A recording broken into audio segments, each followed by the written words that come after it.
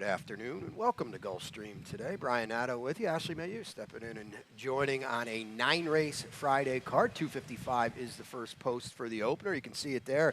A fast main track. We've got the Tapeta in play, obviously, on what is a pretty strong Friday card, actually. We talked about it in the office. Rainbow Six, $125,000 in the gross jackpot guarantee. Tough sledding today. Yeah, it's definitely tough sledding. I think kind of looking at the maiden races on the card, they were kind of tricky to get through, and I'm curious to see your thoughts later on in those races. But you mentioned 125,000. When you look back on Sunday, there were some chances of this pot going away, and it didn't.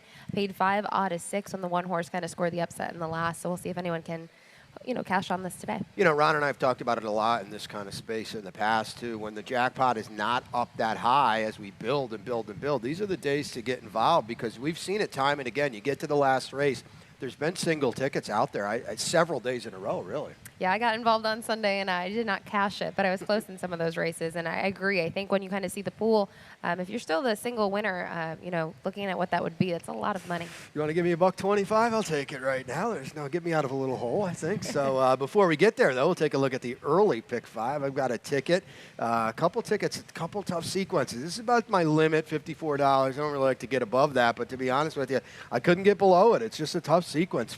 6 deep in the opener, which is, I felt, a really problematic race. The single is in race 2. My best bet of the day, 4-1 on the morning line. That's long gone with a couple scratches now, but that's strategy queen for me. 3 deep in race 3 with the top pick, number 6, Awesome Crusader. We've got a replay coming up of that race. 82 in race 4. I'll go to the Joe Catanese first-time starter collectively at what could be a decent price. Safi, a couple firsters in there. I'll use the 2, Christina's Candy, and then 3 deep to get out my long shot in here, Unified Conquest, 12-1 on the morning line, $54. Ashley, and I mentioned the opener is a little bit of a tricky spot for me, at least. We'll see what you come up with in a maiden 2-year-old field, $25,000 maiden claimers going 6 furlongs. We're stretching them out a little bit. The 4 are Adios Joe on top of Rohan Crichton firster for you. I really struggled in this race to figure out who to put on top, and I can see we used 3 of the same horses in terms of our top 4. And for me, I just looked at the works on this one. All of the works really have been sharp, especially that 1-2 back over the good going. 46 and 4. I know, kind of looking at Rohan Crichton's firsters, especially those 2-year-olds, we've seen some of them bat heavily down from the morning line, not really fire, and the stat kind of shows that 11%. But I thought an intriguing thing here, Miguel Vasquez climbing aboard. We know how well he's been doing at the meet. They're almost 20% here together at Gulfstream. Yeah, I think it's significant. He's going to reach for our leading jockey to ride a first-time starter, so maybe there's a little extra intent there. I went with the 7, Open Carry. The experience in these races has been pretty fruitful, to say the least. You get a leg up on some of these unraced 2-year-olds. I thought this horse ran okay. Passed a few late last time to be second. Took a little money in a big field. So now maybe we can build off that today. I agree, and this horse made up some ground. You can kind of see the run line here. This horse did have some trouble in the race. I know he was disqualified and placed 5th, but maybe there's some greenness in there, and now obviously second time out there is that room for improvement. The 8 Lightning Tones for Dave Fawkes, a second-time starter. I know you've got a stat, and I didn't see it, but I got to believe it touches on that because Dave is pretty potent with these. He is very potent. I kind of honed in a little bit more just on 2-year-old maidens with their second start the past 2 years. 8 for 22, 36%, almost 70% in the money with that $2.15 ROI. I know he didn't show really much on debut, but I always think a muddy main track for your first outing, probably not ideal. His post was okay, but I just think looking at what the barn does with these horses second time out, this horse is worth a shot. Yeah, it's a spread race. I mean, you've got the 1 on your ticket as well. I went with, who's the one we're missing here? I went with the 5. A lot of different ways to go very early in the betting, but take note of what's going on with the 4. 6-5 right now. We'll see what happens as we draw in on post. Obviously, tote action is never a bad thing with the first-time starters. In race 2, the early pick 4 as well. 3-year-old fillies or fillies and mares, 4 and up, which have never won 2. The tag is 35. My best bet of the day was Strategy Queen. I like the class drop. I mean, she's just been facing better horses. She comes out of the stakes, too. Okay, she didn't do any running that day. I get it, but that wasn't really for her. I look at the optional claimers, 2 and 3 back, 1 on the Tapeta, 1 on the turf. She's got versatility. The scratches take some speed out of the race. There's no doubt about that. Edgard's going to have to kind of thread the needle and keep her a little closer, I think. Yeah, for me, this was kind of a two-horse race on paper going between the 2 and the 3. And you mentioned Strategy Queen, getting that class relief, also making that third start off the freshening. I think there's room for improvement. And the big thing is go down the page. You know, we talk about the class alone, but some of the fillies that she's faced, Rapturous, Hot Peppers in one of her races, she has been in deeper water. So to me, this is a very big drop. You've got the 2 David's Rose on top, and that's good because we've got a replay. I didn't use this horse. I will say this before I throw it to you. Definitely gets helped by the scratches. She's on the outside. The horse on the rail, you know, I thought this was a really, really good effort because the horse on the rail, the one, now she is 25-1. I get that. She finishes dead last. David's Rose just misses a big-time effort here. And they went a decent clip in that race. It was a fine fractions for this one, kind of contested on the front end. And it had been a couple starts, and she had really been on the front, truly kind of grinding it out. I thought it was a good performance. Obviously, she does get denied here. War of Ages is a little bit more patient, setting off the pace, right, and got clear on the outside and made that run. But she really didn't surrender in here, which I like seeing. I thought her other 2 starts before that, she's been really flat. So to see her grind it out and kind of hang in there for here, I thought she's worth a shot. If I'm going to knock her, I do this all the time with my horses, I can knock her. She is 0 for 4 on the year. Yeah. She was a 2-time winner. So it seems as a 3-year-old, she still hasn't put it together again like she did as a 2-year-old. Yeah, and she's got to be careful she doesn't do too hard with the one miracle drug down inside. Blinkers go on. Just a 4-horse field, but they still could be some hitting in there. On to race 3, one race before the Rainbow, which you've got the duty today. It's we're on the Tapeta routing. These are maidens 3 and up here in an optional maiden claimer, so obviously the Florida breds aren't in or don't have to be in for the $40,000 tag. We'll start it with you. Boston Princess getting back to the Tapeta, I think, is the big deal here. I put her as my long shot today. I would love her price to be more than 6-1. I'm not sure that's really going to happen in this field, and a big reason is it is around Spats trainee. And I think when you look at horses, you know, she debuted going 2 turns on the Tapeta. They cut her back just about 27 days later onto the dirt. Watch the replay because the run line to me bumped repeatedly. She was bumped a bit on the backstretch. Do I think that was really why she didn't fire? Yeah. No, she did jump up in class, and I don't think she handled the dirt at all. So now seeing her get back onto the Tapeta, I'm curious to see if she can replicate her debut because something close to that performance, that'd probably be good enough against this bunch. Yeah, I totally agree, and she was 5-2 that day too, so obviously there was some intent there. We'll show a replay of the 5, the Mar, and the 6, Awesome Crusader.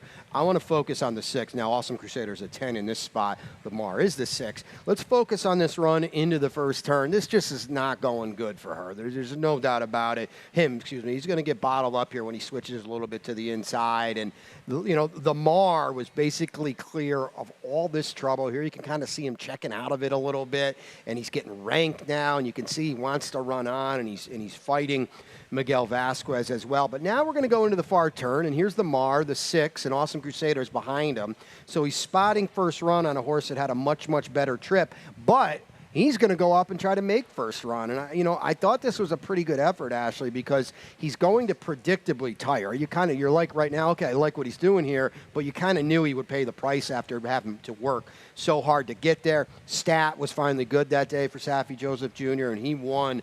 I thought this was the type of effort that might get overlooked a little bit. I thought Awesome Crusader ran huge in here. I thought he ran huge, too, and had that post position that he had a good run into the first turn. It wasn't great in my opinion, though. It was okay, but to kind of look at that, he had to keep on kind of staying to the outside and obviously adding some distance to his trip. It was a good performance. You also highlighted Stat finally got it done in there, but the Mar is another one in here I looked at a little bit. But the big thing about Awesome Crusader also, Edwin Gonzalez climbing back aboard. I know you look at an 0 for 13 maiden, but he's got those 6 runner-up finishes.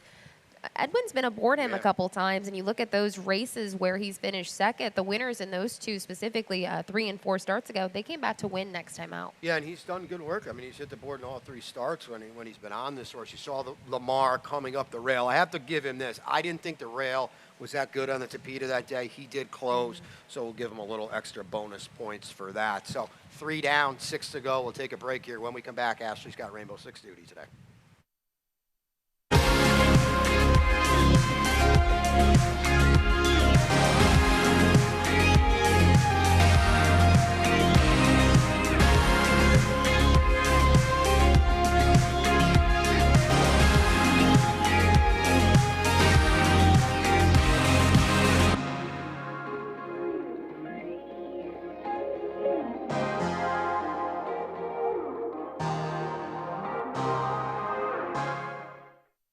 ready for the start. They're off.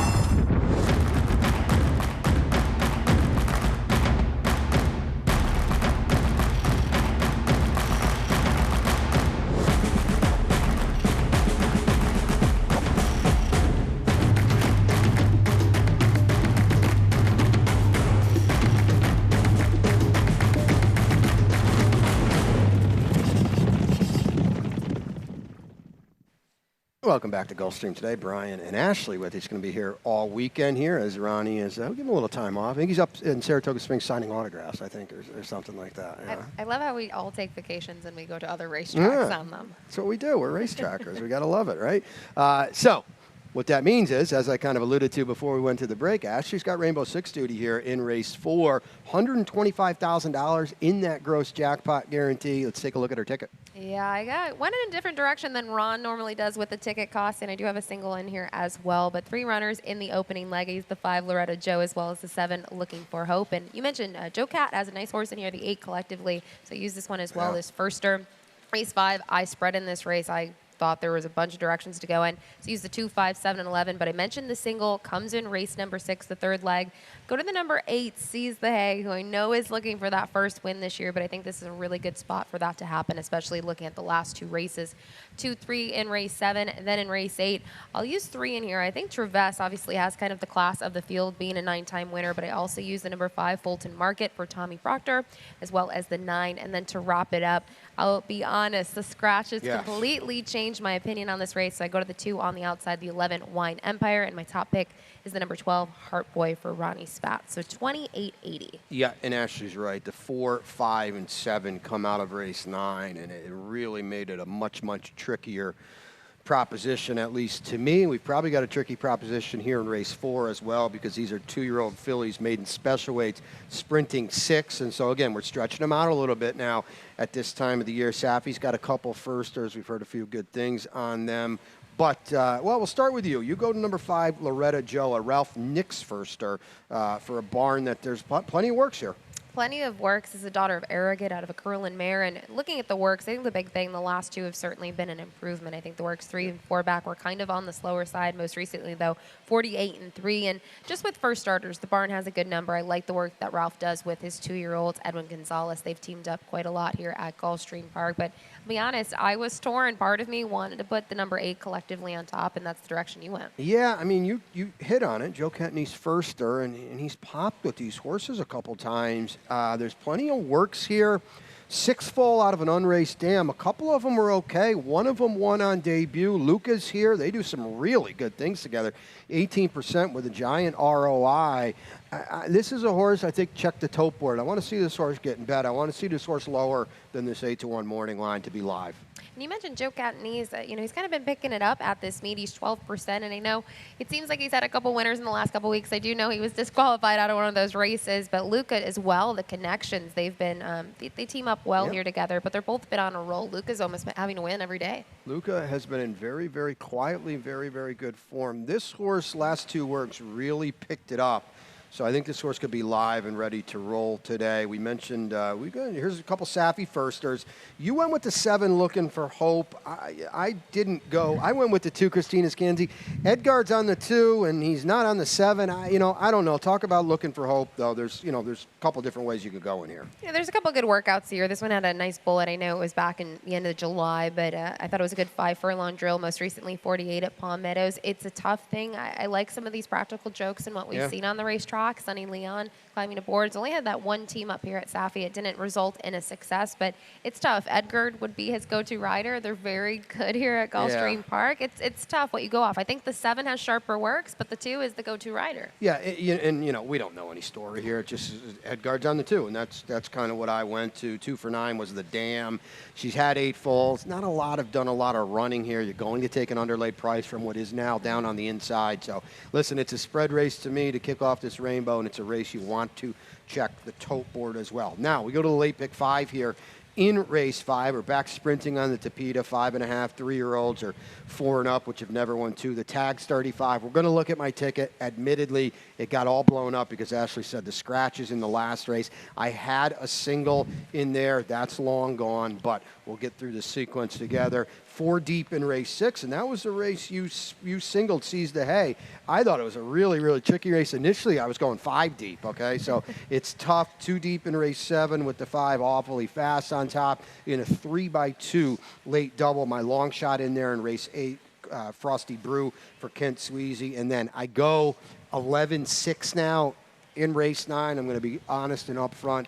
I'm not in love with either of them. It's a $48 ticket. It kind of hopes, let's see if we can get to the last, and then we'll proceed accordingly. Back to race 5, Ashley. I went with the 5, Unified Conquest, and I'll lead it off just because this is my long shot play of the day. We're dropping out of starter optional claimers. I like that.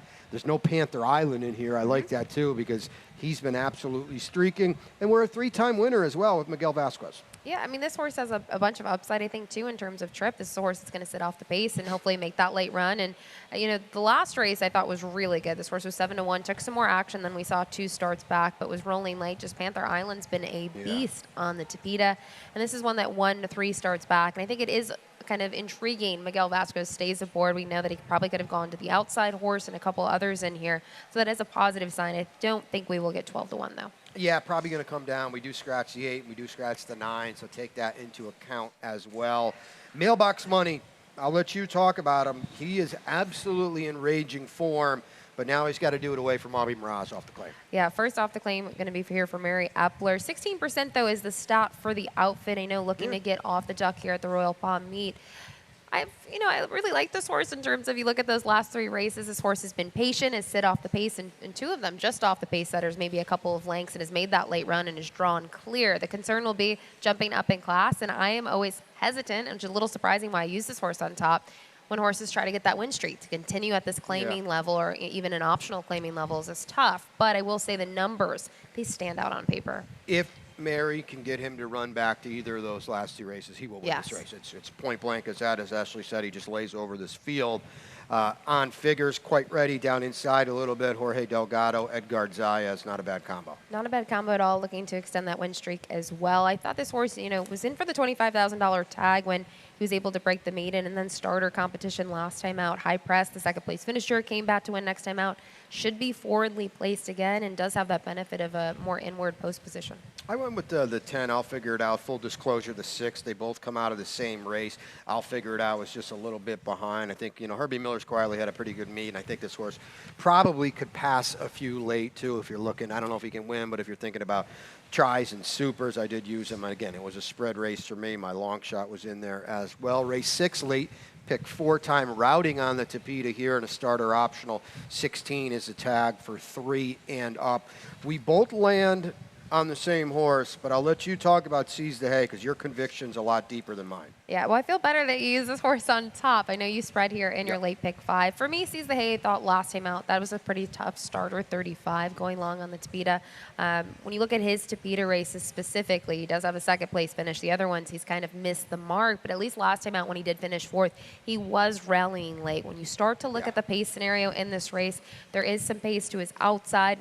Look towards the inside. The horse on the rail should be forwardly placed as well. I think he'll have some tempo to run at. The question is he going to get there today? Because he hasn't gotten it so far in 2022, but I just think he's been in tougher fields than this group today. Yeah, I can't find a win on my page, and that's a little worrisome. Laker Mamba in tomorrow ran very, very well getting the Tapeta last time.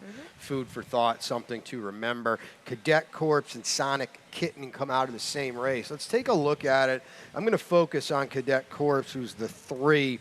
Sonic Kitten is the 12, and I thought all things considered, you got to get to the far turn here, and Cadet Corps absolutely pretty much blows it and goes way, way wide. I had him 9 or 10 wide on the turn here. I thought he did run on late. Let's hope we can save a little more ground today.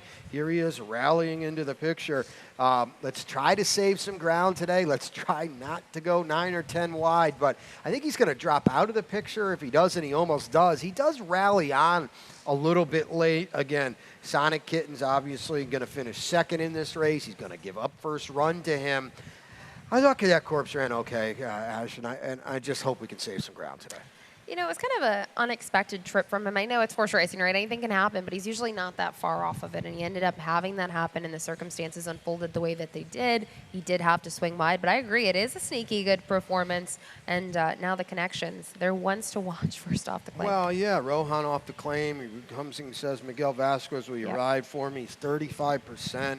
You know, and the other thing I like, too, is twofold. Now he's going to run this horse in a spot where he can't get claimed, and this horse has a fast race, 2 back. Maybe Rohan not only can get back to that race, maybe he can better it a little bit. Sonic Kitten, you've got in second. I've got down a little bit further, but I did use. And then the 2 No Man Left Behind. This is the one, because of the budget, I had to take off. He's dangerous, though. He's dangerous as well. He's going to have blinkers off today. It'll be interesting to see how this race does shape up, though. We've talked about the pace scenario and horses needing better trips than they had last time out. But for me, hopefully it sees the hay. Yes, that's the single, bolt single. And to be honest, though, this is the type of race, if you can single, you spread other spots because you get a big leg up on the betting public, and when you do make a move like that. Late pick 3, last time for a pick 3 here in race number 7. 3-year-old fillies are 4 and up, which have never won 2. 12-5 is a tag. We sprint that elongated 1-turn mile. Number 2, Hot Bodie for you. Right back against winners. Off the claim. This horse freaked last time. He was a freak last time, almost won by 8 lengths. And this was a race I truly found it hard to say I love a horse in this race. There were a couple directions to go in. And I just thought, you know, he is joining the barn now of Antonio Sano. They stay at the 12-5 level. They know what they claimed him for. If you can kind of replicate that. It seems like the freshening, you know, he enjoyed a different barn last time out. It suited him well. Yeah, I mean, I don't know what the reason was, but this horse finally did break through, probably the class drop, I guess. And, you know, when horses do that, they can pop right back. I think definitely Hot Bodie is dangerous in here. I went to awfully fast, 5-2 on the morning line, 1 for 11, 5 seconds and thirds. I don't love that, but we go off to the claim for Jorge Delgado. We get Miguel Vasquez, 31% off the claim. Yeah, that is tough to beat in here. And then, you know, Miguel, one of the go-to riders for the outfit, they're almost 30%, and the claim is something to look at as well. Yeah, no doubt. And then number 4, we both have some interest in Atomic Rose. If you're looking for a price, you're going to get one here on a class drop. Yeah, definitely a price, and I think this horse getting back to the dirt is the key thing to note. To cross out the Tapeta races, 2 back, this horse just simply second best. And Numeric, we got to mention that one. We both got in second. Bobby D has just been white hot. You leave the DeBona barn out at your own risk right now. He's been on a tear for about 60 days. Late double kicks off in race 8. These are 3-year-old fillies or 4 and up, which have never won one. It's a starter optional claimer. 5.5 on the Tapeta. I'll lead it off. My long shot play. Well, it's a long shot pick, not my long shot play. But I want to show the replay of Frosty Brew, who I thought, this is a little bit skeptical on my part. I'm kind of hoping. This horse I thought had some run last time, and obviously you're going to see the race just ends here coming up when we get out of the head on into the pan. You can see down inside. I thought this horse was running a little bit for Kent Sweezy, and then we're just going to check all out of it, and your race is over. We'll see you next time. Here we go here. So it's over. I thought this horse was running at that point. I thought she was running a little bit. The other thing I like too, Ashley, he's going to run her back in a spot where she can't be claimed. Second off the long layoff now. Second off the layoff, I should say. Second in the barn. He comes back. You could easily see this horse in for 12-5 or something. Ken says, no, I want to protect this horse. I want to run her in a spot where nobody can grab her. After kind of that dicey action happened there, Junior Alvarado just, you know, pulled her kind of up in some sense. I mean, you know, that's what happened. And obviously to see her come back now, only about 6 weeks later, I think it's a good sign. And she has shown some stuff in her races in Maryland when she won, and then 2 starts later at Aqueduct. It was a pretty good performance at 7/8. Now today, it's going to be a different surface, though, the Tapeta. Yeah, we got to prove it on that. Obviously, she's been working well for sure. Traves, we don't have any worries about that. She's 4 for 8 on the Tapeta. She likes winning races, I will say that, but I will also add she has won for her last 7. Yeah, she liked winning them a lot more last year as a 4-year-old filly, but I think, you know, the concern with her isn't the winning factor, the Tapeta, as you mentioned. It's just that, is she going to have enough steam late? She typically just can't get there in time. We saw that last time out. She has been in tougher spots. That race 2 back, we both know, tougher than this group today. And I think the big thing is when you start to go through the past performances, she's got 9 wins. A lot of the horses in here, they only have 1 on their resume, so she does have the experience edge. It's a great point, and this is a class drop. She has been facing decidedly better. Don't sleep on Frankie's Girl. She was really compromised at the start last time. She wants to be closer with an alert beginning. She should be closer. Fulton Market you got a stat for Tom Proctor, who's been doing a little wrong in 2022. This is a really good stat. I always find it intriguing to look at trainers and how well they do with maidens that won last out and kind of the repeat factor if it's in their reach. The past 2 years, 27% for Tom Proctor, 60% in the money with a $2.29 ROI. And when you look at the filly, it's not like she's been sleeping in her races. I mean, she's always been there, hadn't been able to get the job done. Career start number 6, gate to wire. It was a good win. And then you look at the fillies that finished behind her. I believe 4 horses behind her were able to graduate next time out. Some at the class drop, some at the level. I think that's not something to kind of just shrug off. It is important to note.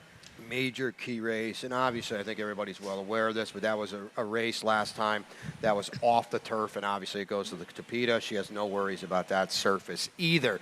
Let's wrap it up in the 9th. We talked about this race a little bit already. Some key scratches in here. The 4, Smooth Rico, it's a good sign that he's out because he's going to run on a maiden special weight tomorrow, so that's a positive sign. We'll get there tomorrow. 4, 5, and 7 come out of here. You went all the way to the outside. Heart Boy, who I did have in my mix a little further down. Second out, Ronnie Spatz and Miguel Vasquez. Yeah, I don't love the outside post in here, and that's kind of a tough knock in here. But I mentioned it is Ronnie Spatz. You look at the horses in here, Smooth Rico, you mentioned out, Grand Rock out of here. They were second and third in that $35,000 level. But Ronnie has decided to stay at the level, but stretch this one out around 2 turns. I think that might be key for this one, and has had some drills since then. One on the Tapeta on August 21st, but a bullet drill 2 back, and I like seeing Miguel stayed aboard again. Yeah, and this horse was chasing 21 and change, Yep. so now on the route, expect a lot more speed. Wine Empire is the best of the proven runners. I don't necessarily know if that's good, bad, or indifferent. I did think his debut was best. He can move forward for Jose D'Angelo, and he didn't get a lot of flow help last time either, so hopefully he gets a little more today stretching out. It was a good performance. Yeah. It wasn't great. I mean, he could kind of almost split that field in half, but he's been working well since then. Jose D'Angelo, very strong with maiden second time out. But we talked about it. This is a really tough race. If you're alive in the rainbow at this point, I mean, I'd hope I'd have some coverage. Yeah, you want it, especially because it's difficult. Show them the lights.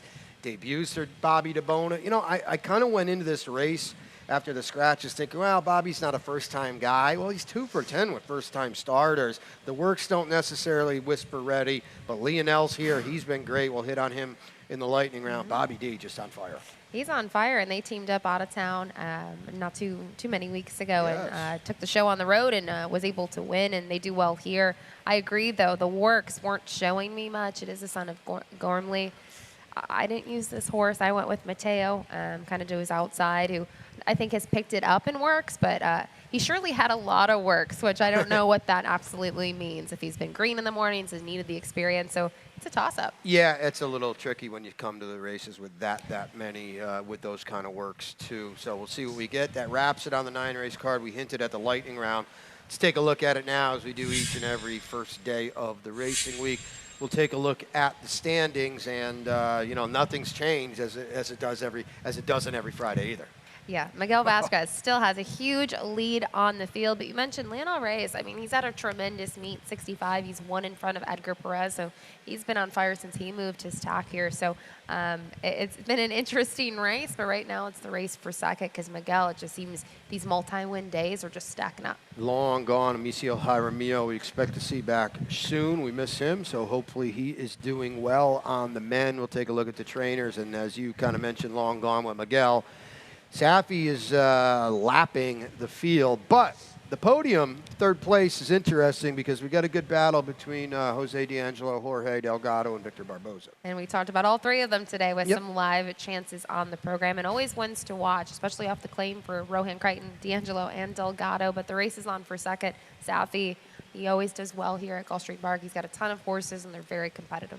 Yeah, no doubt about it. And this penultimate weekend, we've always got to use that word when we can. The penultimate weekend, the wind down here is aggressive today, of the 6 Picks XB Rewards Contest. There you see it there, $2,500, free money up for grabs. You're looking to pick the last 3 winners at Saratoga at Gulfstream Park. Tell them where they can sign up. They can sign up in Silks. Make sure you register in time, though, with kind of the way that the program works. And excited to hear your selections for this. And I hope you maybe went to Ronnie for some advice since he's up at Saratoga. I picked early voting in the track.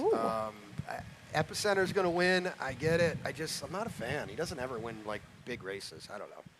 I can see that. I mean, I went with Epicenter. I think he's going to be pretty tough in there, but it'll be interesting to see if early voting can kind of rebound off his last performance. I thought he needed to show more. He was really bad last time, so I just thought the fact that he was in there and he's probably loose is interesting. Don't forget, we'll get that in a second too. Let's take a look at our best bets and long shots though on this card. Your best bet today? Seize the hay. I'm going to have to wait for a little bit. Race 6 today, 7-2 on that morning line. Strategy Queen in race 2. The 4-1's long gone with the scratches in a 4-horse field now. We'll see what we get. Our long shot today, who you got? I'm going to say it's a maybe long shot in race number 3. The number 2, Boston Princess Veron Spatz. I think getting back on the Tapeta today is really the right move for her. I don't think I'll have to worry about much of a price on mine. Unified Conquest at 12-1.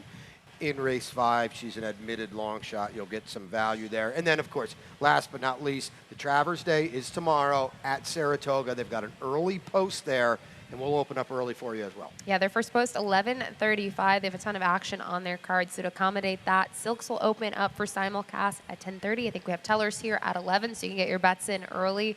I know we'll both be playing Gulfstream and Saratoga tomorrow. There's no doubt about that. And if Silks is going to open early and you're going to be there, you might as well sign up for the great contest as well. 2 weeks left of that.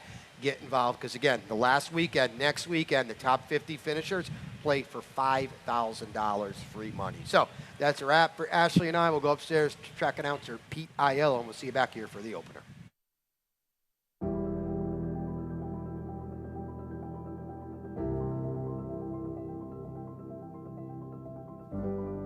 The Thoroughbred Aftercare Alliance is really the vehicle for the transition for our racehorses coming off the track into a second career and safe environment for these horses when they're done racing.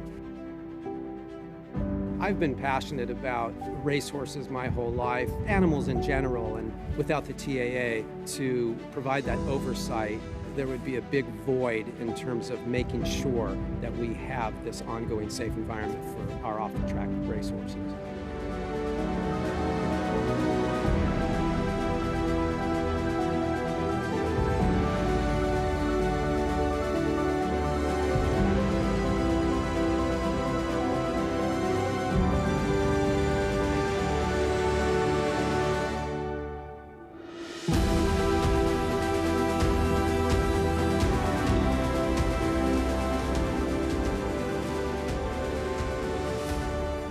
I'm excited about the undertaking and excited about working with our board and our team at the TAA to continue the wonderful progress that has been made. So I'm very excited about what the future holds.